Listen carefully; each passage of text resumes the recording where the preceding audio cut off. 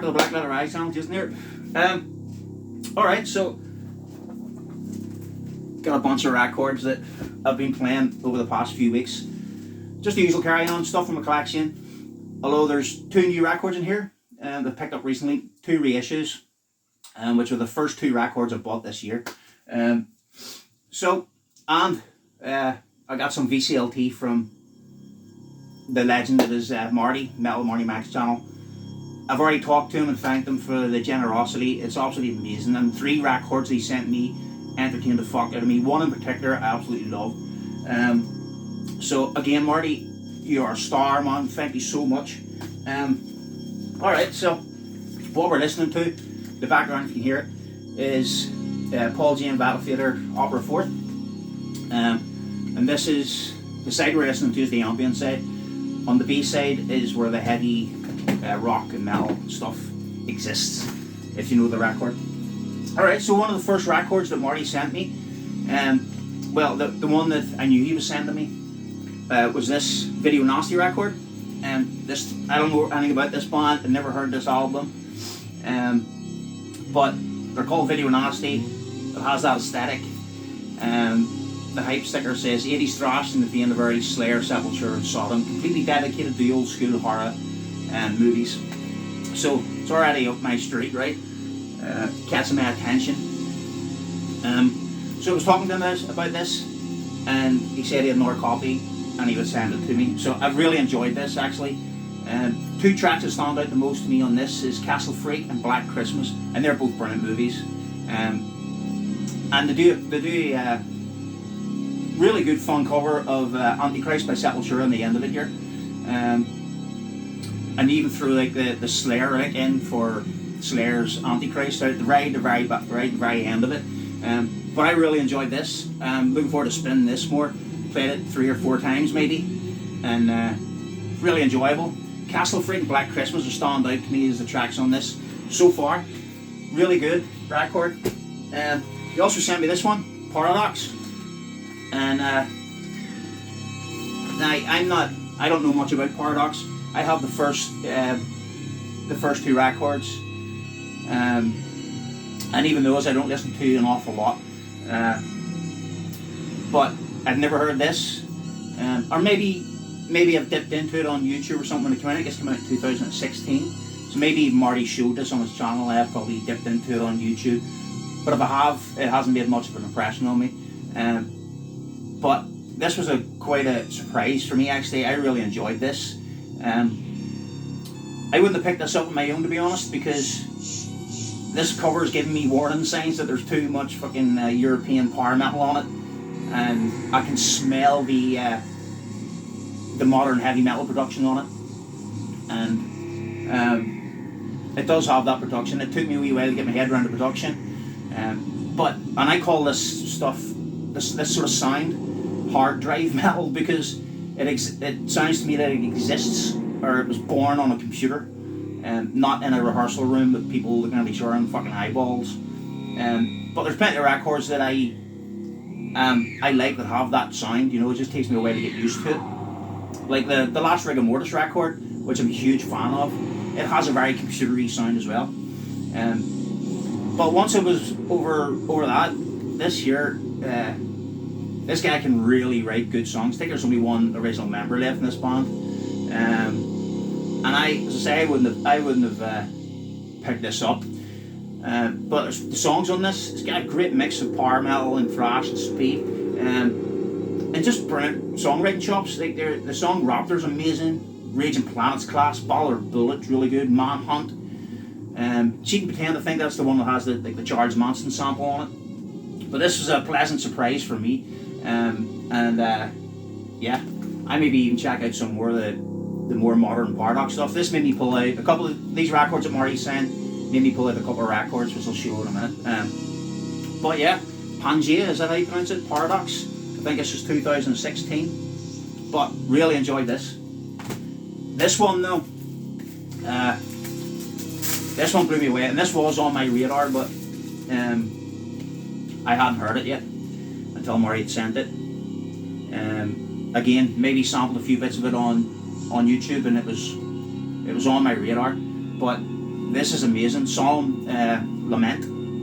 So this has Phil Swanson singing on it, from R13 and stuff,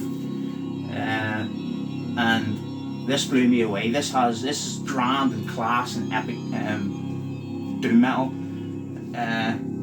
Brilliant opening intro and then 3 songs. Celeste, Old Crow, and the last song Stricken. And it's really good.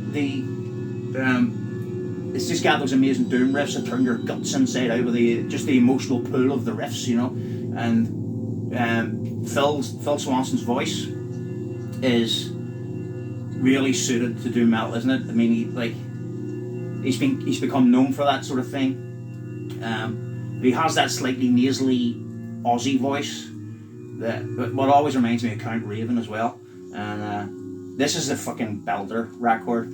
Say 3 tracks on it with a really good moody intro. But Marty, thank you so much, man. This blew the noggin off. Love it a lot. Every time I play this, I'll think of Marty now, and I'm gonna play this one a lot. I know I am. Cracking. Thanks again, Marty. You're a legend. All right, so two reissues I picked up recently.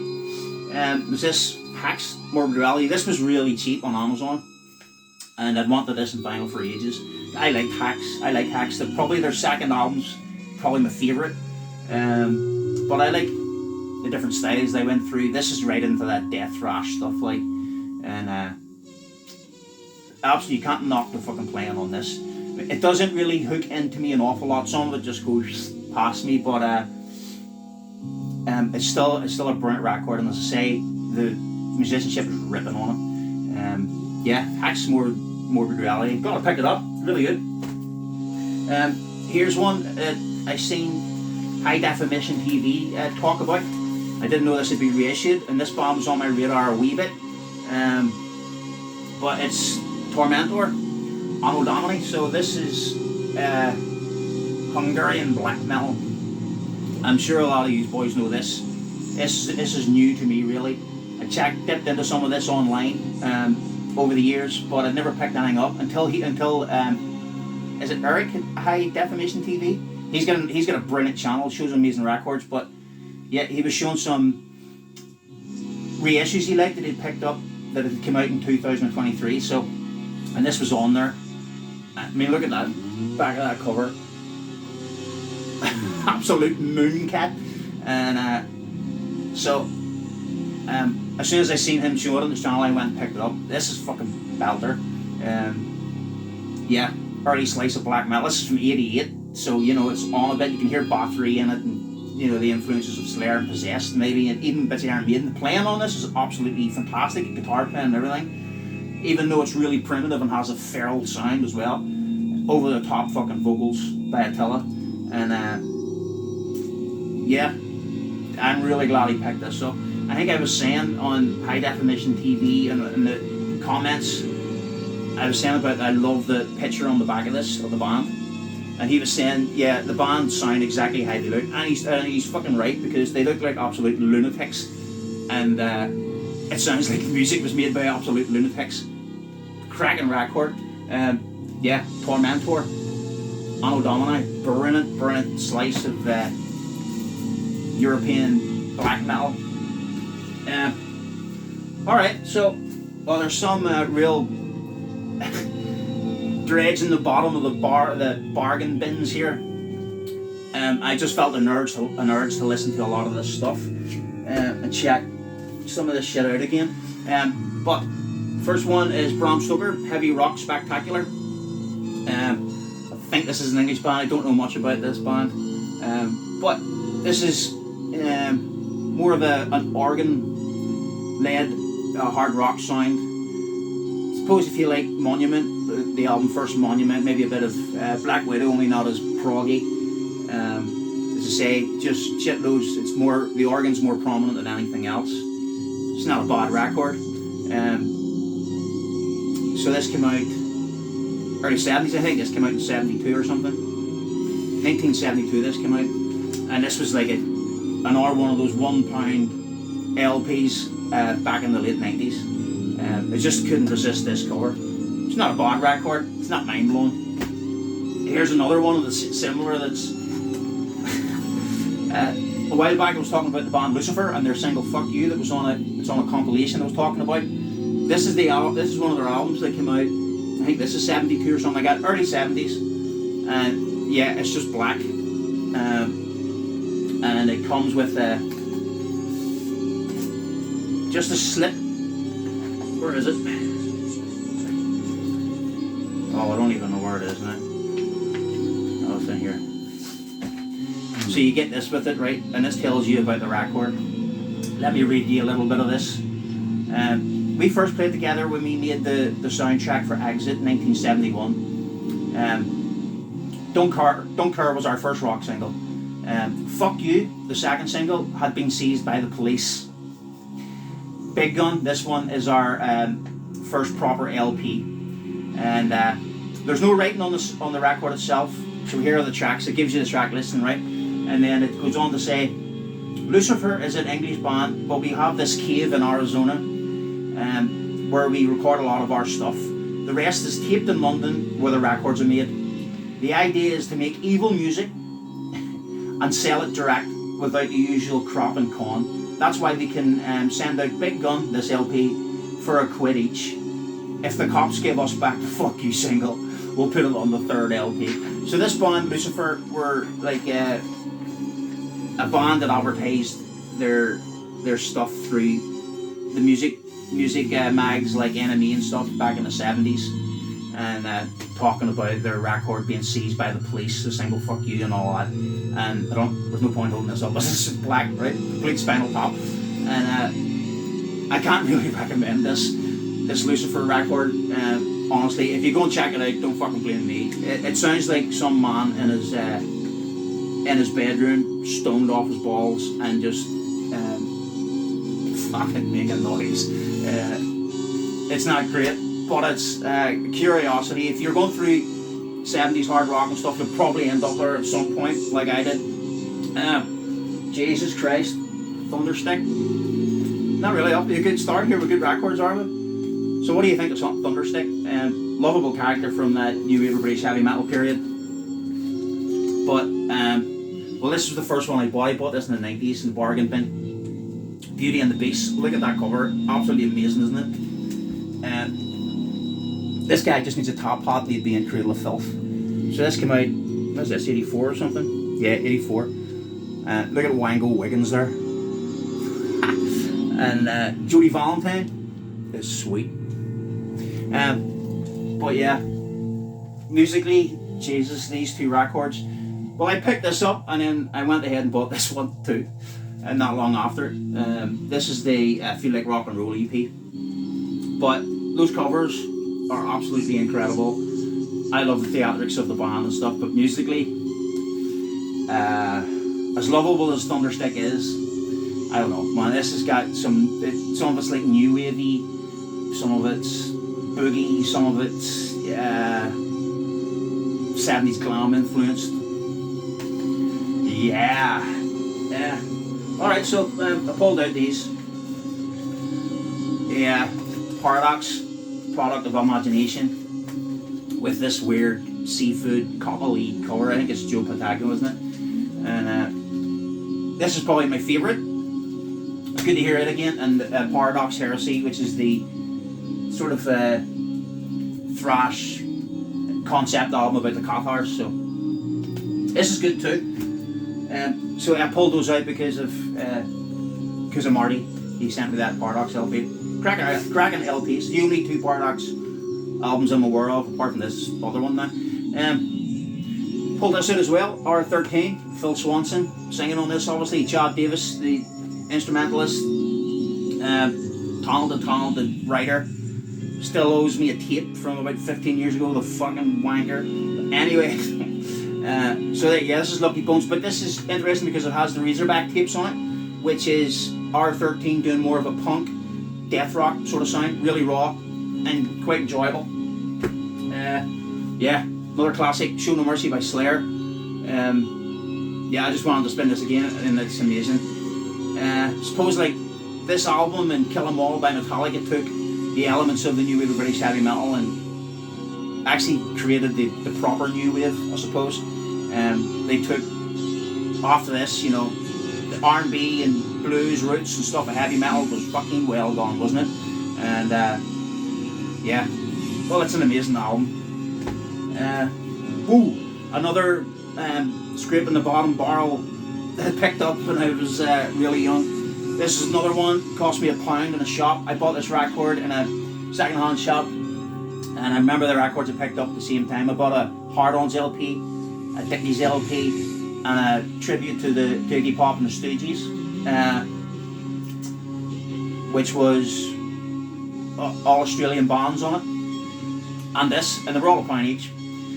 Look at this cover, right? So the band's called Equinox, the record's called Hard Rock. It's got weird hippies on the front of it, with a cute hippie girl, and these boys look like they're in the Monkees or something. Turn this over, but this has a song on it called Beelzebub Makes the Goat, and a song called Secrets of the Mass. So I took this home, and I pulled it out the other day to give it a listen to, and it's not great, but has some charm and bits and pieces of it. Doesn't particularly rock hard. The pressing's terrible. This is a cheap label called Boulevard, and I think Equinox only existed for a couple of years. They're an English band, I think, but yeah, you see it for £1, might be worth it to you. Thor, only the strong shall live. This is my favourite Thor record. I seen Arn, Metal Theologian, talk about this record not that long ago, and I wanted to listen to it again. It says my favourite Thor one. This has got like Knock 'Em Down and Gonna Start Raising Hell and Thunder on the Tundra and Let the Blood Run Red. And you gotta love Thor's inflatable studs on his wristband and his wife there, Pantera, who used to help out with the stage show and stuff. But this is a fine heavy metal album, and anybody says otherwise, they're full of shit. How to pull this out as well, Sepultura, after listening to that thrash LP that Marty gave me, Video Nasty. This is the one with Bestial Devastation tagged on the end of it that came out in the early 90s on Road Racer. Fucking cracking, isn't it? Yeah, I remember hearing this and loving how raw it was when I was really young, and it still has a fucking punch to it. Brilliant period. I know that of Sepultura, I know they've re-recorded both of these Cavalera brothers under the title Cavalera, so I've heard of it, heard snippets of it. It sounds pretty good. I'd maybe check them out at some point. I'm in no rush to be honest though, because I've got this, and that's, you know, really all I need. Serathungal, One Foot in Hell. So the third Serathungal record. This is Metal Blade in 1986 version. Isn't this come out in 1986? Yeah. And yeah, this is their third record, and probably those first three are my favourite. My first, like my favourite LP is the debut. I think at this point it's always going to be. This is probably the third essential one for me. I like the one off this, Paradise Lost, and I like the newer records. The new one, not so much, but the comeback record was pretty good too. But this is brilliant. This gets some bangers on it, like War Eternals on this. I love the like 70s riffs on it, brilliant. Chaos Descends is brilliant. I like the charge of 100 miles per hour. Doom Planet is a superb song, and One Foot in Hell is cracking too, and it has that sort of that Death or Glory by Holocaust riff. There also reminds me of a song off the Ostrogoth EP, but yeah, some belters on this. Serathungal, One Foot in Hell. Burn, I've been listening to this one again recently. There's this band, Swedish, could be. This is a solid heavy metal record. I probably showed this before. Playing it again, still love it. Gates of Hell, Get Lost, Burning Fire. It starts off with a Maiden-y bit. There's some Maiden influence on this that you can hear on songs like Fata Morgana. I like the song Fade Away. It's a more moody track. Solid, rough around the edges, heavy metal record. When did it come out? I think it's come out in '83. Yeah, Burn. Some 70s stuff. Moxy's debut album from, I think it's a 75 or 76. Solid record. I think Tommy Bowen plays a little bit of guitar on this. Could be wrong. He's thanked on the record though. But this has great songs on it. Like Moonrider's a good song. But the song I really love on this is Out of the Darkness. Cracking tune. Paul Chain's gone a bit mental here, isn't he? Yeah, Out of the Darkness from this record's really good. Moxy from 76, 75, around there, middle of the 70s. Fist, Back with a Vengeance. This is phenomenal. I know a lot of people don't like the Fist albums. Plenty of people I talk to just not bothered with their studio albums. They might like the single, the debut single and stuff, but I've always loved the albums. Turn the Hell On was brilliant. Back with a Vengeance is really good. And yeah, opens up with the song Turn the Hell On. And this album just gives you a big sonic hug. It's so open, really loud pressing too, and it just sounds brilliant. It's the complete opposite of what a lot of modern metal sounds like, which is sort of claustrophobic, compressed sound. This is open and just gives you that big, and I like Turn the Hell On, the opening track. Just makes me want to go to the off place and buy a 6-pack of beer. SS Jarrow, I think it was John, Rock and Metal Plus, was talking about how that song's so British, and that's what you get from Fist. You know, you can smell the working man clubs, you can smell the bingo halls, you can smell the HP sauce off them from a mile away, you know. And yeah, SS Jarrow is about getting your dole money. Too Hot. Lost and Found is really good as well, more of a moody track. I love Dog Soldier on this and Devil Rays. Yeah, really enjoy the Fist studio albums. I say I know a lot of people aren't into them. Magic Circle's debut. This is brilliant. When you hear like that guy singing at the start of it, Out of the Darkness I Emerge, you know you're onto a winner with this. Magic Circle. I picked this out because the drummer for Magic Circle plays on that Solemn Lament album that Marty had sent me. So it's good to hear this again. 70s hard rock, heavy rock, doing metal influences. I think this came out in 2012 or something like that. And the first one, really good. Alright, a couple more. Thunderfire. This band to me, they look like Avenger on the back here from Newcastle. And funny enough, it was only the other night I noticed this. This was recorded in the Neat Recording Studios in Newcastle, but I think this band's Belgian. Yeah, I think they're a Belgian band. Some good stuff on this. Not an amazing record, but it's got great rough sound to it. Bits of Motorhead, AC/DC, that sort of style. Power's a good song. Beast on the Run, which was the single, is really good too. Say not mind-blowing heavy metal by any means, but really good rough charm to it. And yeah, I really enjoy it. Thunderfire, I'm not sure when this came out. 83, I think this came out. Yeah, Thunderfire. Here's another one from the 70s. And Dirty Tricks. Any fans of this? This, I suppose if you like Robin Troyer and stuff, it's got that sort of vibe. So I think this is 75, this came out. Brilliant sound. It's produced by Roger Bain. But there's a song on here called Back Off Evil, which is a fucking incredible song. If you haven't heard Back Off Evil from this album, check it out. It has a slow, heavy blues. It's almost doomy in a certain way, you know. Real heavy track. Yeah, Back Off Evil. What an amazing song from this record. Dirty Tricks from 1975. I think it's 1975. Yeah. Okay, two more. That's it. Let's do this. Paul Chain. Life and Death. Yeah, spinning this again the other night. Load of whiskey in me and was in heaven. If you like it, you like it. It's, to me, I absolutely love it. Antichrist Kill Me. The last song, Oblivion. It's just cracking LP. I absolutely adore it. Paul Chain, Life and Death. Last one. Listen to this again. SDI, Sign of the Wicked. Brilliant record. Late 80s this came out, didn't it? 87. This is on Scratch Core Records, I think. Yeah. And this is superb. You could probably hear a little bit of Halloween, early Halloween I suppose, and stuff on it.